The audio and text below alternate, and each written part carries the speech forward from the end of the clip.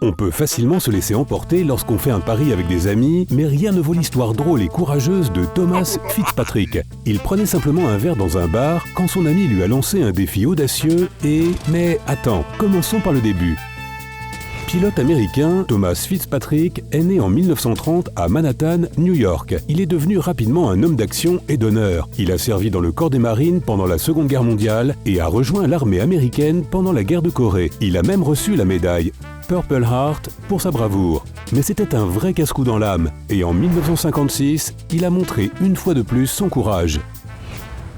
Il était près de 3 heures du matin, le 30 septembre, et Tommy Fitz, comme on l'appelait souvent, buvait et s'amusait avec ses amis au bar. Alors que la fête battait son plein, l'un des amis de Thomas a dit qu'il n'était pas capable d'aller du New Jersey à New York en seulement 15 minutes.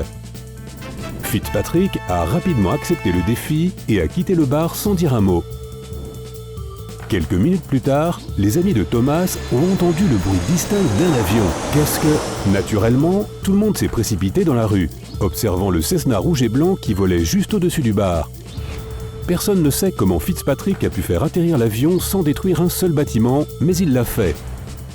Se posant de façon spectaculaire sur l'avenue Saint-Nicolas, juste devant le bar. Il a rapidement sauté de l'avion et a commandé une autre bière avant que le bar ne ferme. Bien sûr, cette aventure audacieuse n'est pas passée inaperçue. Comme on l'a découvert plus tard, Thomas avait volé l'avion à l'école d'aéronautique de Teterboro, si bien qu'il a d'abord écopé d'une amende de 5 000 $ pour son acte illégal. Heureusement, le propriétaire de l'avion, qui soit dit en passant n'a pas été abîmé, a trouvé toute cette histoire assez drôle et a décidé de ne pas porter plainte, si bien que Fitzpatrick n'a finalement reçu qu'une amende de 100 $. Et il a fait la une de l'actualité. Le New York Times a qualifié sa performance en vol de prouesse aéronautique et de superbe atterrissage. Après s'être occupé de l'aspect juridique de cette affaire, Thomas Fitzpatrick est retourné à sa vie normale. Il a travaillé comme tuyauteur, s'est marié et a mené une vie plutôt heureuse. Qui aurait cru que 2 ans plus tard, l'histoire se répéterait? Oui, le 4 octobre 1958, Thomas était de nouveau au bar, sirotant son verre et racontant au barman son vol excitant. Le barman n'avait évidemment pas lu les journaux et il n'a pas cru un mot de l'histoire de Fitzpatrick. Ok, alors pourquoi ne pas le refaire? C'est exactement ce que Thomas s'est dit.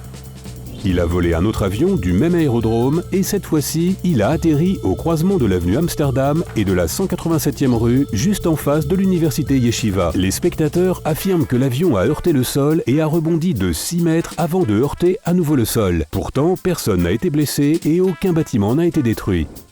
Mais Thomas ne s'en est pas aussi bien tiré cette fois-ci. Le juge a pris en considération le dossier militaire de Fitzpatrick et l'a condamné à 6 mois de prison. Fitzpatrick a purgé sa peine, est rentré chez lui, a mené une vie tranquille avec sa femme et ses enfants et n'a plus jamais volé au-dessus de New York. Le courageux pilote est décédé d'un cancer à l'âge de 79 ans, mais on se souvient encore de son exploit incroyable. Il y a même un cocktail en sa mémoire appelé le Late Night Flight, un vrai héros. Néanmoins, ce n'est pas l'histoire la plus folle qui soit arrivée à New York.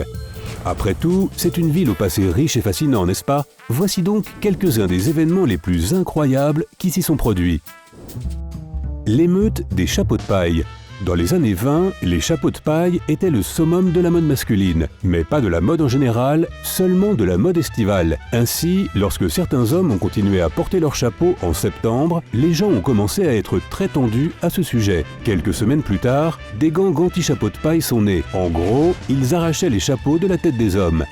La folie n'a pris fin qu'après l'émeute des chapeaux de paille qui a duré 3 jours, pendant laquelle des hooligans de toute la ville de New York se sont battus avec les amateurs de chapeaux de paille. Heureusement, personne n'a été tué, mais quelques émeutiers ont été blessés. C'est probablement la raison pour laquelle les chapeaux de paille ont soudainement disparu du monde de la mode pour de bon.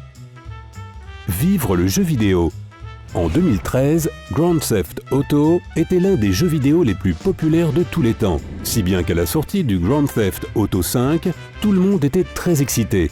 Et 3 jeunes de Staten Island ont voulu devancer les autres, en se faisant passer pour des policiers pour mettre la main sur le jeu plus tôt. Au départ, ils souhaitaient acheter le jeu comme tout le monde, mais quand ils sont arrivés au magasin, ils ont vu une longue file d'attente de centaines de personnes. Et c'est là qu'ils ont eu l'idée de se faire passer pour des policiers pour doubler tout le monde. Ils sont donc allés voler une voiture de police banalisée. Mais le stress les a rapidement envahis. Ils ont grillé plusieurs stops et se sont fait arrêter par de vrais policiers. Le cas classique de l'arroseur arrosé. Bâtiment volé. Tu ne le sais probablement pas, mais dans les années 60, il y avait un énorme et magnifique immeuble Bogardus au centre-ville de New York. Un jour, grâce à un vaste projet de rénovation urbaine, la Commission de préservation des monuments historiques a décidé de le démonter et d'utiliser ces éléments pour en recréer un autre plus tard. Des parties du bâtiment se sont donc retrouvées sur un terrain vague jusqu'au jour où quelqu'un a décidé de les voler. Le président de la commission a affirmé avoir vu 3 hommes chargés de gros morceaux de l'ancien bâtiment dans un camion. Malheureusement, lorsque les voleurs ont été retrouvés, les 2 tiers de la façade avaient déjà été vendus. La commission a donc récupéré les restes du bâtiment et les a placés dans un autre endroit secret. Apparemment, l'endroit n'était pas si secret que ça. Car lorsque la commission a finalement décidé d'utiliser les pièces, l'entrepôt s'est avéré une fois de plus complètement vide. Le panneau d'allège d'origine était la seule pièce qui restait, et de nos jours, on peut l'admirer au musée de la ville de New York. Les autorités ont également construit une réplique du bâtiment d'origine avec de nouvelles pièces, c'est celui de South Street Seaport au croisement de Front Street et Fulton Street.